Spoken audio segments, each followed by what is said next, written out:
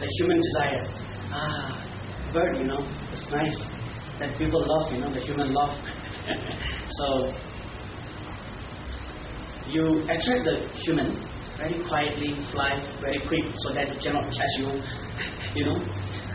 But don't communicate with him by talking or being, in his hand. Just quickly run, do your own business. Raise up everything, family. Because they can see the protection, from the human. Where human live is most protected actually, Other animals don't do that. So he knows how to take advantage of human mind also. So he chooses the place, especially possible inside the house, where human children can also not reach there, which is most naughty. Very playful, not really naughty, I'm sorry to say that. Then he builds the nest very carefully. Once his build is, the nest is built, he lays the egg and he raises the chicks, inside. It's very easy. Don't have to be like other birds, To go inside the nest, you have to look around, Fly there, see any danger, no. Fly there, here, back and forth, see danger. If you feel safe, then quietly go. And then to come out also, check many things before, you actually come out. But swallow doesn't do that. Go straight, jumps straight. Yeah? So he feels very safe, so confident. That's why the Tantra teaching encourages us to be like swallow. Okay? So that we have no fear. What will happen when that comes? What will happen when I will be sick? What will be the condition when I'm old? Who is going to protect me? Whether my children will serve me or not. Milarepa, one of the greatest yogi, who enlightened within one lifetime, he said, I wish to die a mountain, isolated mountain, where nobody can hear I'm sick, where nobody will be crying, shedding tears around, my dead body when I die. May I be, able to, just in case, die in the isolated mountain, I would appreciate that way of dying the most. That's what Milarepa said. But we do different. May I not die in isolated. May I not die even in the street.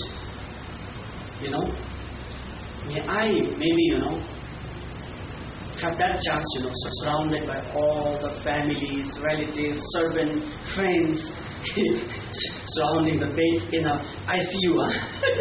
The most, I think, facilitated.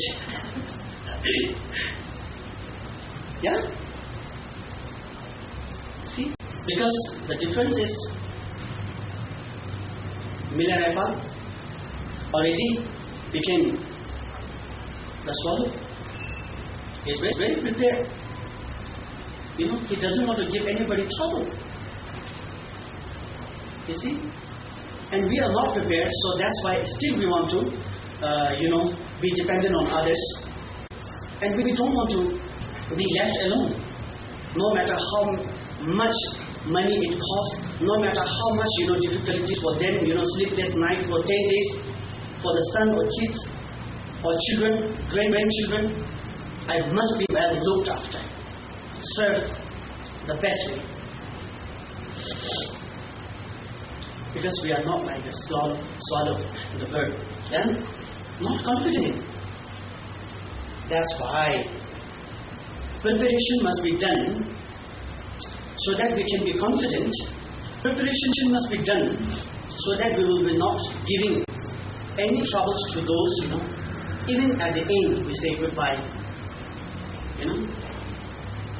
Why we live, giving so many in, putting so many in trouble for, so many different ways of elaborate way of cremation. Like I heard in Malaysia, some of they are buying the old, they're buying if they have money. Okay, they buy the best, I think land to be buried or cremated. Okay, and which costs I think millions. Yeah, and it's like everywhere I think now. Yeah, see, you can see there is no confidence. Still relying on money. Yeah? Okay? Then, what we should be doing now? Number one, we should understand the death. What is death? We must understand. Please don't think that I'm bringing you a bad news. Huh?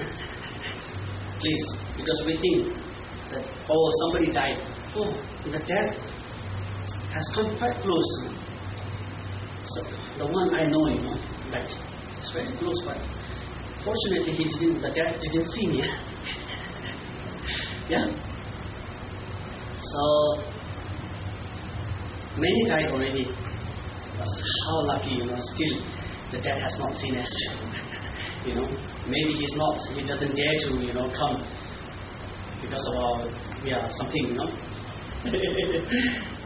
For 99% of people, not only people, but also, of course, the non-humans, that is really miserable.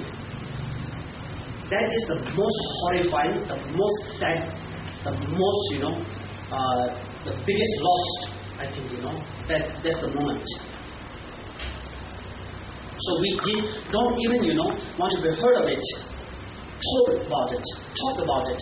We don't want to make it subject, whatsoever. Talk, listen, see. We don't want that.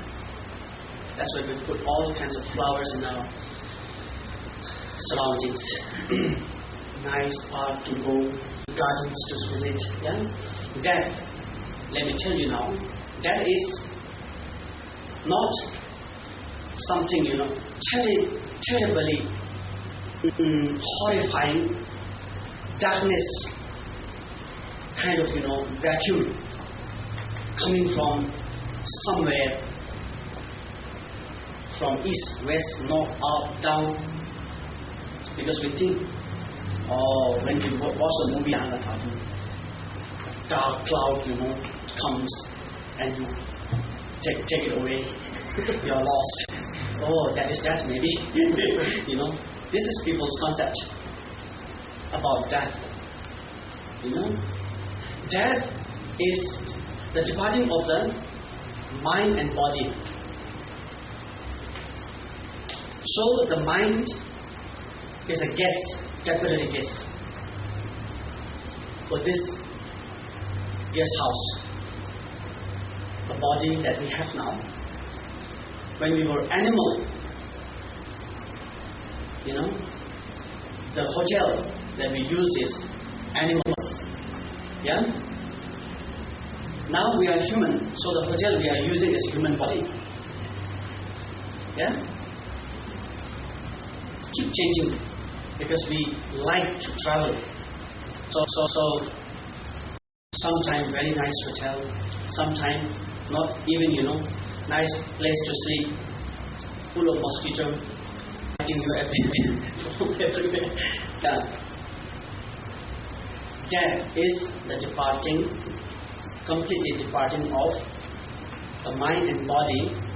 The guest mind says goodbye to the guest house when the mind is not happy with that guest house.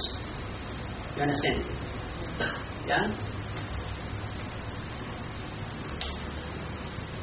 So simply you can understand, and later you will understand it more. Okay? What is death?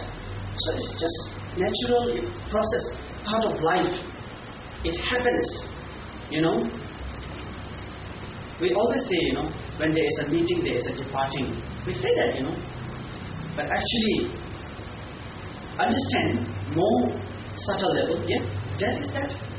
When there is a meeting of mind and body, why not there is a department? The departing of the mind and the body. Yes, absolutely. That's why we always say, when we talk about impermanent, Whatever is built will definitely, brought down, collapse down one day. No matter whatever way you build it. Whatever is born will definitely die. Do we have even a single person who is now 100,000 years old? No,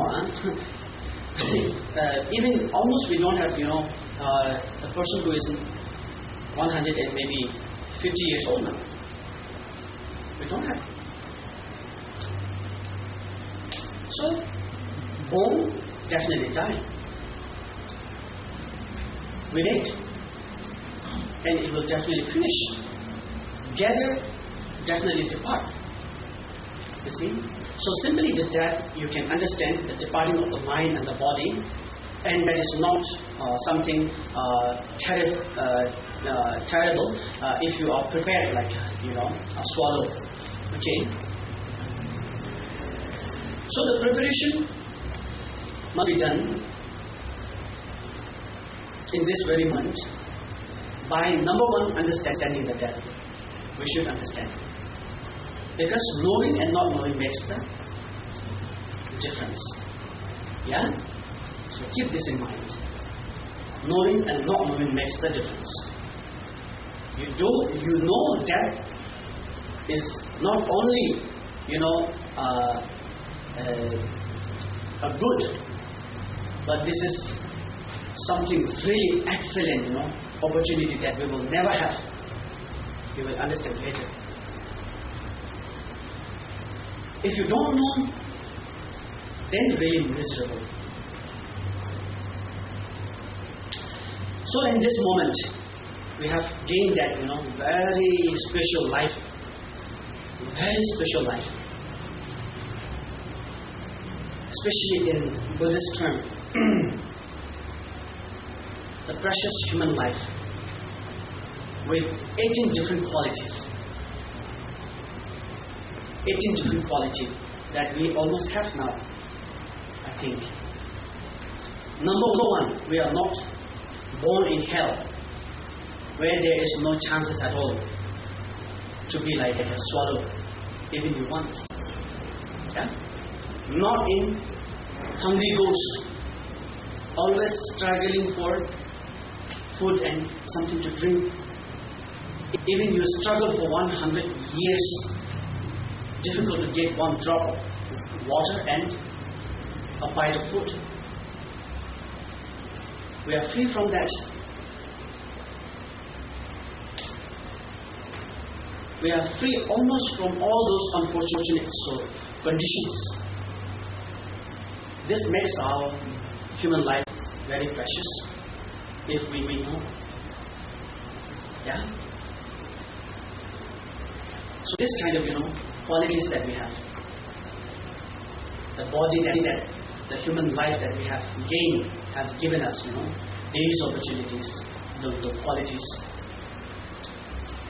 Many people, billionaires in the world now, known as the richest people, the number one richest people in the world. Many of them have no access to the Dharma. Because the Dharma is that, it's not that you must have as a part of your life, because you are human. But the Dharma is must because it is fundamental necessity no matter who you are, what background you come from. Yeah? Like eating food is not tradition of Asians. Breathing in and out is not American tradition. This is basic necessity for all of us. That's why no matter who we are, we breathe continuously, we eat continuously. Yeah? The most busy town, I told you the other day, some of you maybe, Washington DC, Tokyo, Beijing, Hong Kong, and many others. Have you ever heard so busy that they have no time to eat for 20 days? Have you ever heard of that? They eat more.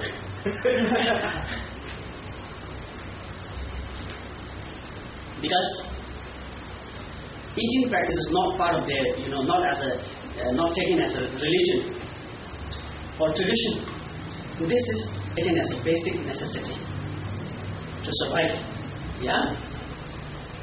That's why Dharma, the real, the true, the genuine Dharma, is not that we must have something to follow, as a human. No. This is really fundamental necessity. So the significance is always, there. We must know that. That's why now in this moment we should at least prepare ourselves by knowing the death. Yeah? And we should also know ourselves, how wonderful life we have now. That even billionaires don't have the life, accessibility with the Dharma, with a wonderful, enlightened master. We don't have that guidance, to many of those billionaires, the most powerful, who even walks on the moon. Yeah?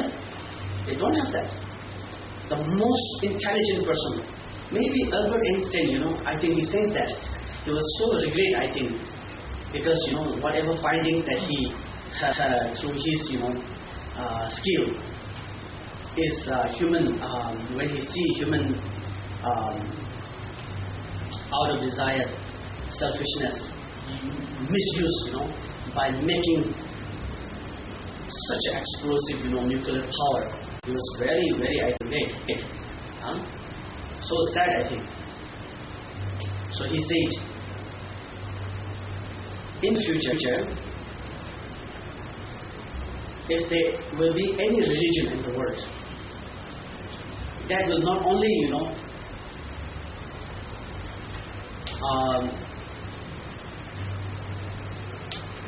challenging to the findings of science, but also it will be an eye, the guiding eyes for the blind science will be Buddhism.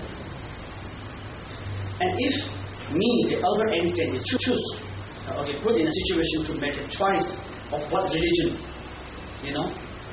that I must just choose one. The religion that I will choose is Buddha teaching. That's what he said. Yeah? He didn't practice, he didn't have much guru, I think, all this accessibility to the teachings. So no matter, how intelligent in the history that we have the people, most of them are left without this accessibility that we have now.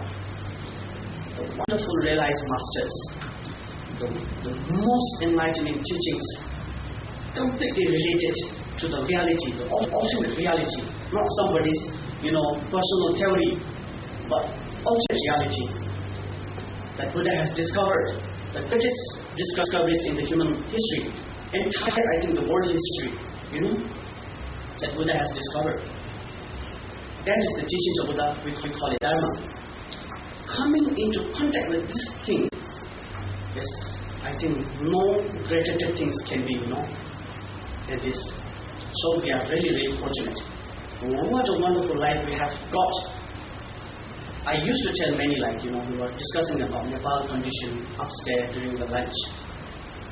Still, there are so many people in Nepal who don't know who is this Buddha and what is Buddhism. Even though Buddha was born in that country and spread the teaching of Buddha, I think the most earlier in those regions. But still there are so many people who have no access to them. What makes us, the friends here, Buddha, there is no history. Buddha even, did not stay on this land. He did not actually come. Forget about, being born, being enlightened, teaching. But what brings you to connect with this Dharma is because you are paid by government or by somebody, or you are put, in this situation by law or something. No. You see? This is really wonderful that, how karma works. That karma works, Even you don't know, Buddha was not Indo-Asian. Yeah? But you really take him as your ultimate refuge. What makes you do this? Really wonderful, And if you don't have the karma, see, even Buddha is born in that country, many are left unknown. Originated the teachings of Buddha from India. In 12th century, Buddhism in India completely lost. Now in India, Buddhism is minority. Very few. Yeah? So it's like wave, the wave goes in the shore and then comes back with some more things. So the waves of the Buddha's teaching, when it was lost in India, it was, split it into different places, and now it's going again, putting back into India. It's good. That's why, you see,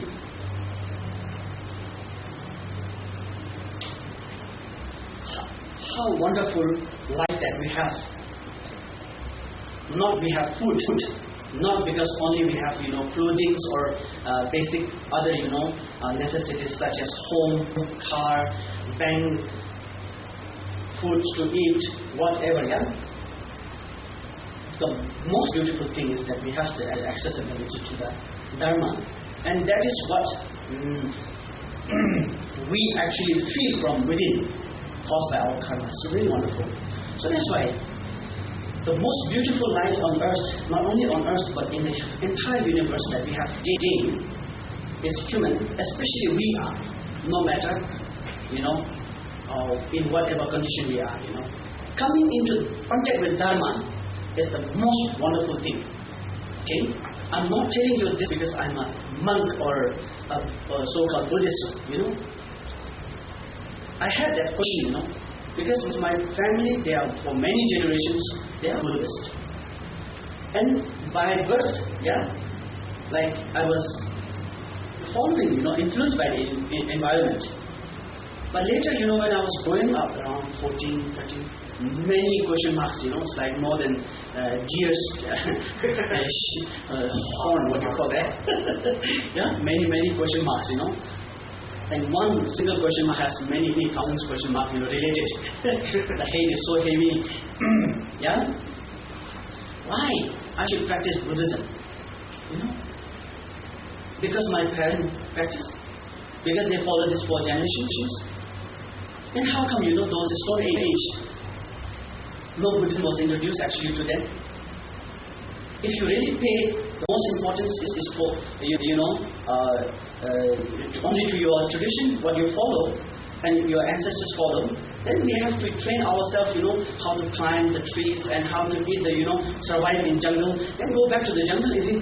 Yeah, that's because our tradition, the starting of the tradition is from the jungle. Yeah?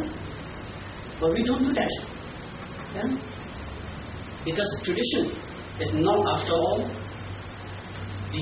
the ultimate importance, the necessities. I was thinking, why?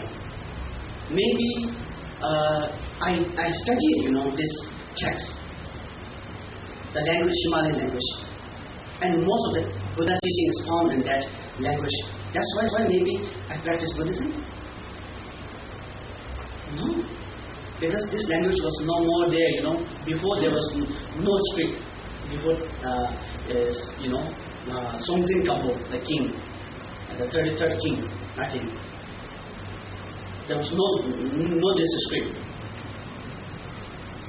So I see no reason why I practice Buddhism, why I follow Buddhism. Slowly, then I started investigating, studying, and I tried to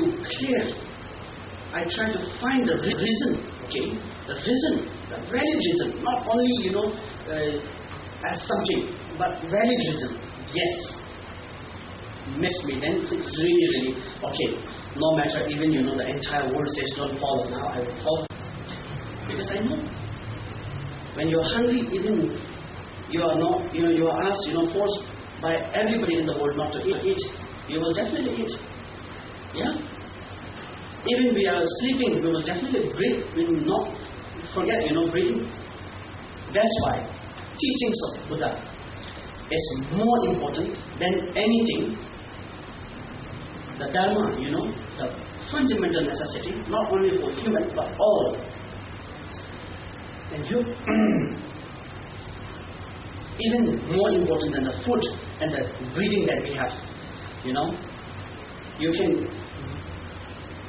rely on food and breathing until when we die. Once we die, yes, no more food needed, no need to breathe in anymore. Yeah. But the necessity of the Dharma becomes even more greater. At the moment of death, life after death, and lives to come. The necessity of Dharma becomes greater than ever.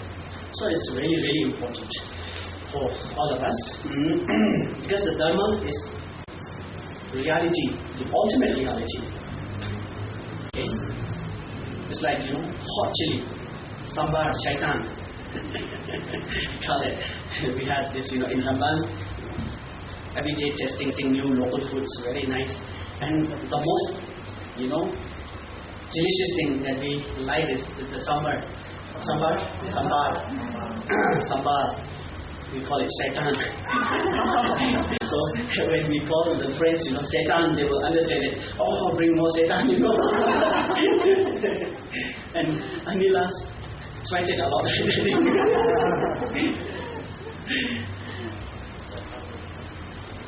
Yeah.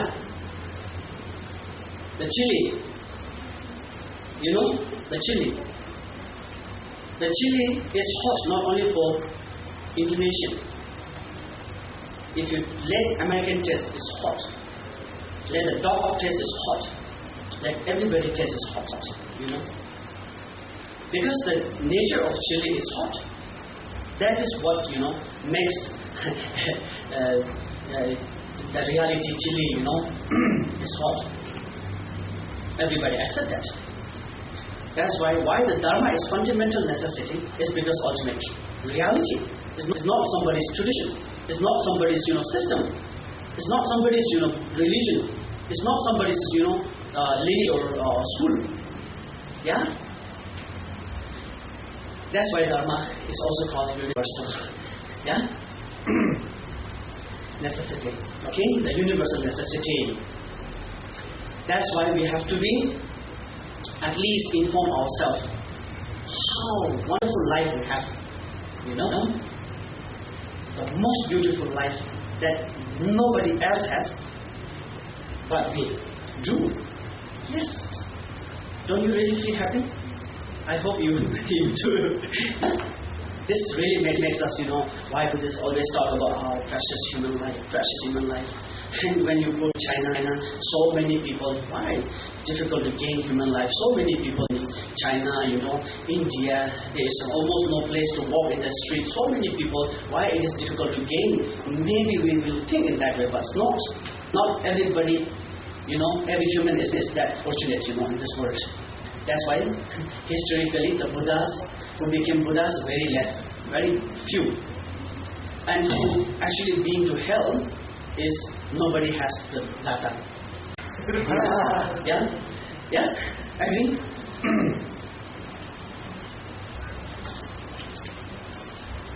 But this wonderful life will not last forever. Because the impermanent, the changing nature, the momentarily changing nature of everything is called impermanent, It changes every time. The moment when we were born and the condition now we are. Compare. I'm not the sack of sort of, half a kilo of, what you call it, baby, infant, that my mother gave birth to. Now, it's different. Because change, see? So sad, especially when it changes, it changes into very negative, very sad. And that only not a negative human being, but also it will change himself continuously, limitless into animal, hungry ghost, spirit, and to the hell. Very sad situation will continue. That's why the change is what is called impermanent. Yeah. So it is changing like very, very speed. So speed that we even don't notice that. We don't really know that, or we are not aware of changing the changes. We still think I'm the one who gave birth, who was born from my mother, and I'm also the one who was in Jakarta Museum yesterday, and I will also be the one who will be coming maybe next year. Who knows? Tomorrow comes first or next life. But we think we consider like that. We don't, because the change is so quick. The change is so fast that we even don't notice that. It takes another shape too quick. When you burn the incense, it's small, light spot, the fire spot. And when you move it in a circle way, slowly, it's like long fire, yeah, not one spot dot. Then when you move it very fast, circle. It doesn't appear, it doesn't. It's no more a dot. Yeah. So when it is too fast, it takes another shape. But it doesn't mean that actually the reality has changed. No, the reality is always changing. That's why we are changing, continuously changing, and the change, the grosser change, quite sort of shocking changes like that. Yeah. That will come. So. Before it is too late, we have to be introduced ourselves to the Dharma, okay? And in day-to-day life, we should really try to develop compassion and wisdom. And wisdom, roughly to say, 3 ways to develop. Through listening, okay? Not listening the song or something else. Michael Jackson song.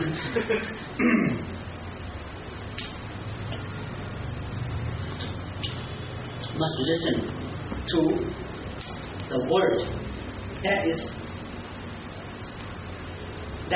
can relate us to the reality. That word must be listened.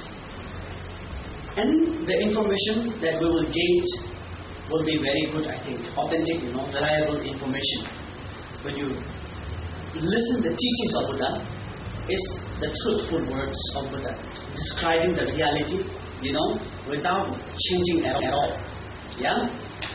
That's why listen to the teachings of enlightened one, which is always truthful, brings us wisdom, number 1. And then contemplate, because Buddha says also gives 4 reliances.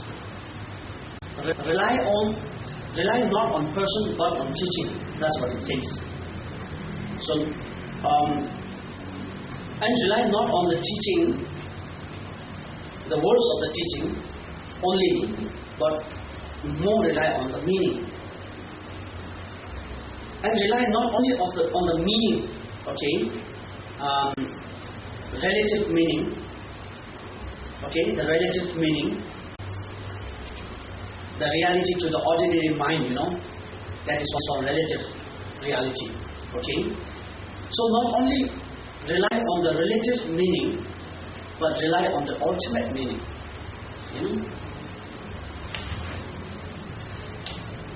So 4 reliances that Buddha talks about.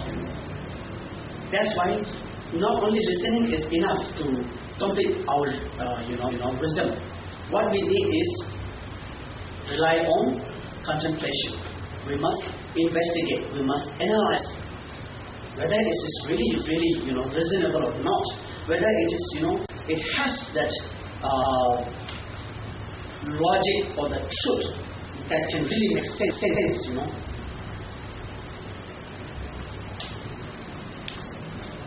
So analyze analyzing the teaching that you hear is another way of developing the wisdom. Then finally, when you are confident about, just go for a meditation or whatever ways you go for it. Experience that certainty, experience that understanding, and develop that in yourself. That is called the meditation. Yeah, developing the ultimate understanding into your own being. That is actually meditation. So the wisdom, the ultimate wisdom, comes from the experience. That's why listening is 15% roughly, contemplation is around 30%, and the rest, all 70 or 80% is from our experience of the meditation.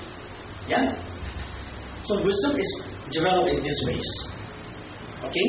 Like now you have so many things in your mind today, I maybe brainwash you. So this is not my sort of imagination, or this is not my idea as Namkha Dorje, personal, as an individual. But this is what actually Buddha has discovered, is repeated to you. See? So I'm just a tape recorder. Yeah? The television set. That's why I'm here, Okay.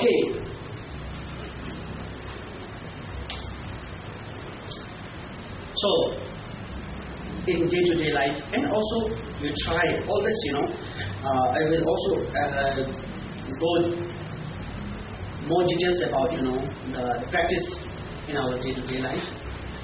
But there is very traditional sort of, this is not somebody's tradition actually, this is how actually it works. The practices like Monroe, very important. And practices like, Vipassana, is really wonderful. And practices like, Tonglen, like when you go to Tibet, everybody chants Om Mani Padme Hum, Om Mani Padme Hum. And go to Bhutan and the other most of the Himalayan region. Om Ahum Vajraguru Pamasidiyam, Om Ahum Vajraguru Pamasidiyam. And you go to the Chinese sort of communities and countries, Amitabha, This is what you usually find most. That's why our karma connects, in such a different way. Yeah? And it's very good, whatever way that we may be connected, but actually connected to the right thing. That's a wonderful, Guru Rinpoche is not different from Amitabha, and Amitabha is not different from Guanyin or Mani Padme Hum, Chenrezig, and Chenrezig is not different from the two other. You see? So it's really a wonderful thing.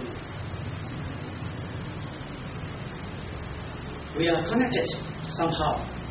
So there are so many different ways of practicing, So many different ways of practicing. You just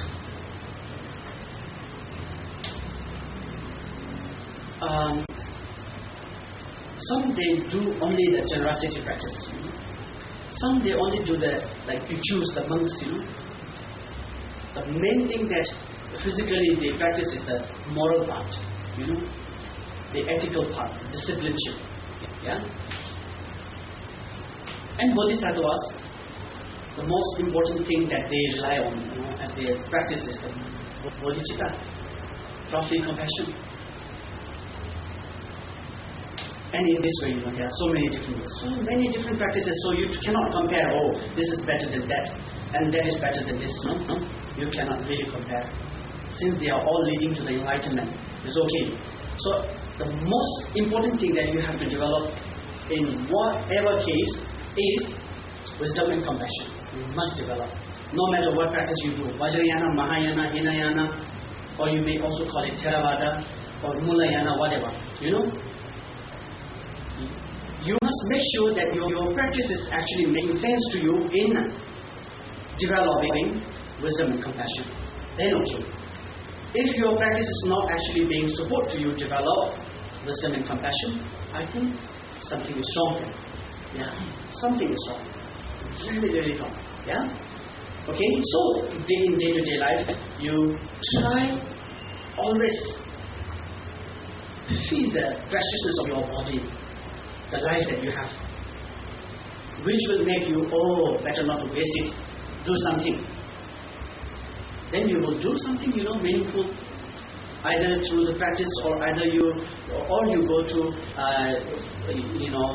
do a social services or whatever, At least you are doing something. It's very good, yeah. Then if you want to be a more serious practitioner, you can rely on, many different things, ways of practices. There are so many hundreds of thousands of ways to practice. We cannot compare saying this is better and then that is, worse. Like I told you, some of you know that, rabbit eats grass, yeah? Let's say, and the dog likes bone. And if you are asked what is better, grass or the bone, what would you say? If you say bone is better, then can you really feed the rabbit with the bone? Yeah? If you say the grass is better, yeah, you can, I think, make the dog happily eat all the grasses, then forget about all the bones. Cannot. Necessities depends also individuals' condition, karmic condition. So in one, short, what I'm trying to tell you is, know who you are. Realize, be aware of what are precious things actually, the life that you have gained. And be aware of the opportunities that you are given, provided with as a human, especially with all those accessibilities to actually create the wisdom and compassion to chase away your problems, root, the ignorance is now. It will not be possible in other realm of the world. Even the gods also, fail. Like the heavenly beings also fail in these things. What we have, That's why we should really know these things. Then these will give you a very reasonable sense why to practice Dharma. That is already starting of Dharma. That is already entering the gate of Dharma. Okay? But you have no sense at all. Okay, because I'm a Buddhist, I must practice. Because I'm a Vajrayana, I must practice something very, very ferocious, saying, the mantra, simply saying through your mouth, burn almost everything that is negative around you, With the flame, maybe everybody can see, It's not something like that. We must burn inside. What is causing the problem? Yeah? Okay? So this is what I'm trying to put as a point. Then these, I think, will give you very good reason why you should, practice Dharma. Then you have a real sense of practicing Dharma. Otherwise, for what? To make somebody happy? No. We offer, all those offerings. It's not because, we think that Buddha is thirsty or hungry. It's not at all, Different ways of practicing to develop compassion and wisdom. You will understand it later. So impermanence is what, momentarily changing. That's why we have to be a little bit hurried up, saying, I'm busy with my practice, so I have not much time to go for another excuses. Like usually we say, I have some works to do and I don't have time to go for teaching, So we make it opposite, if possible, at least you can try. Yeah? Possible? Yes. Make a mind first. And slowly happen, Okay? This is very important. So now, especially we now have very challenging situation. The distraction is greater than ever. The distraction. Yeah? Like I told you about my village. You may be thinking, wow, what a holy, such a wonderful, people, almost, even they don't know much. They are naturally enlightened or something. That's what you would think. But the sad situation is, unless they don't know this, they have no sense.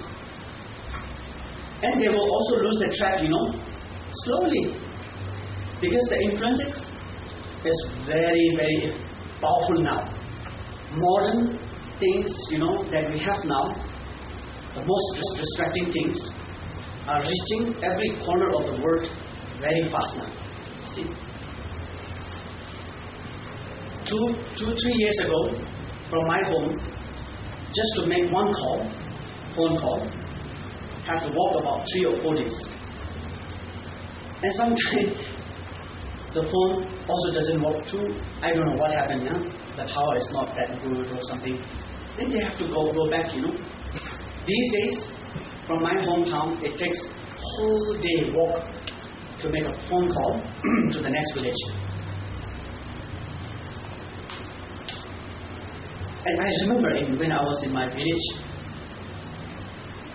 when I was small, around 6-7 years old, the first time I saw company-made shoe, that I used was when I was 6-7 years old. The first time when I saw the company-made shoe, from China, the cotton shoe, with such a nice design, the sole has such a nice sole, design, the lines. These things I still remember, the feeling that I had. I remember still. Now it makes me realize, what is influence. Your mind is such a carried away, attracted by those modern things, We become the butterfly, seeing a lamp. You see? And after some time, I saw my father bringing a radio. Okay, that was very old model radio, and he always keeps it, in a very he hides it where my great grandfather cannot see,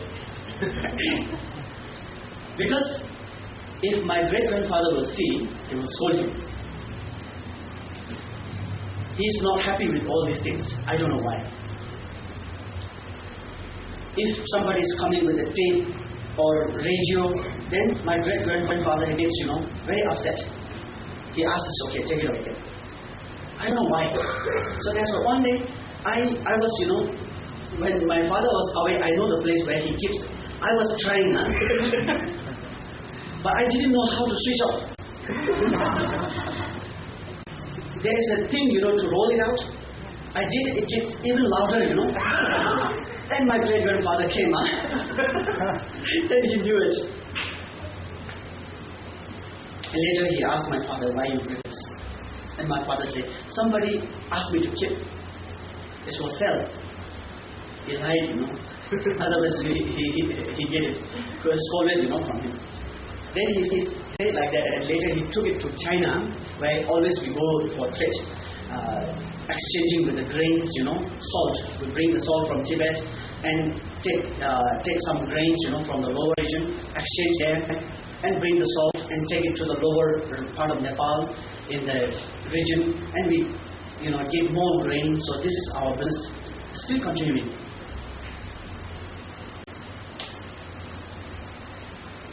Then later, when he sold it, because he doesn't want to be sold, anymore. But after that, my great-grandfather could not control.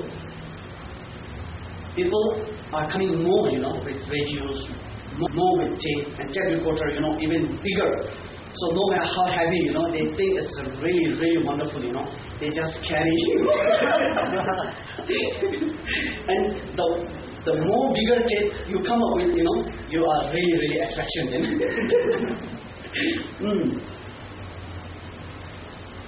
And now you can see everybody holding mobile phone. In my village, there is no actually tower, mobile tower, but still they are now using, even the tower comes, they are just waiting. They are waiting now. And I see, when they come to Kathmandu, They look for the best sort of more expensive brand than we do, and they also know the functions. I'm not so good using the mobile. I don't know much about these functions, but they have some of them even more clever than me now. And yet the mobile tower is not there, so cannot use. So they take pictures, listen, and make video, So and now you can see the practice of my time was very good. Small, always study. The only thing that you enjoy is the biographies of the great masters. You read, you enjoy. Very nice. I remember, many people come, I read, and they also cry. I also cry, Even I don't understand much. But now, mobile has reached there. And TV also. There's no TV line actually. Okay? No TV line, no television. But they buy the television set and use it, with solar power. They are trying to use it now. This is my village. So the influence is so fast that I can see the younger kids now have no interest almost in studying Dharma, practicing Dharma. Because the elder generation, they have already gone. The middle, they are influenced by something. They lost some more, And then the new generation has even less. So this is what is situation happening in my village. So sad. And this time, I'm going to go to my village after 3 years now. Doing a Dharma program, very huge, grand program, especially Kakar listening Kim, my youngest brother. His enrollment is going on. So we have a plan to invite His Holiness Shishin Racham, the Devotion Rinpoche. Maybe you have heard of Devotion Rinpoche's son, the grandson, And this program is happening for the first time in last 65 years, in such a grand way. Because the place is so isolated. People cannot go to the gurus, and they are not aware of the gurus that they have surrounding them. Because what you don't value most is the most valuable thing that you have, the closest. That's why you always take something more precious which is coming from outside than you have actually within your reach. So this is the situation. That's why this time now everybody is quite happy that the great such a master is coming and the program is going on, expecting everybody quite eagerly waiting, I think. So this is happening for the first time in last 65 years. That's why I see the influences, the distraction is greater than ever now. Very, very. If we are asked, to use this mobile as a Dharma practice, I think many get enlightened. Is it? Facebook, Twitter,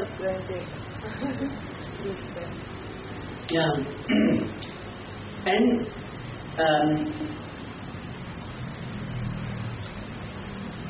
the distraction, is really, really greater now. Did you ask something? Now in social networking like Facebook or Twitter. Yeah. Yes. If everyone sharing Dharma also.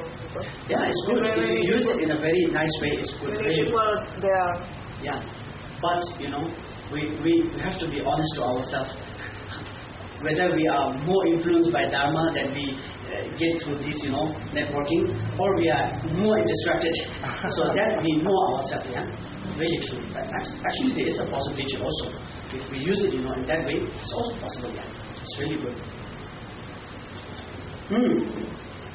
So whatever, the distraction too is really, really great, That's why in those days, the great masters, they know what is the condition, what is the karma of my student, of my disciple. and what is the teaching that he can practice and gain enlightenment in a very simple way. Those days the master know. But today,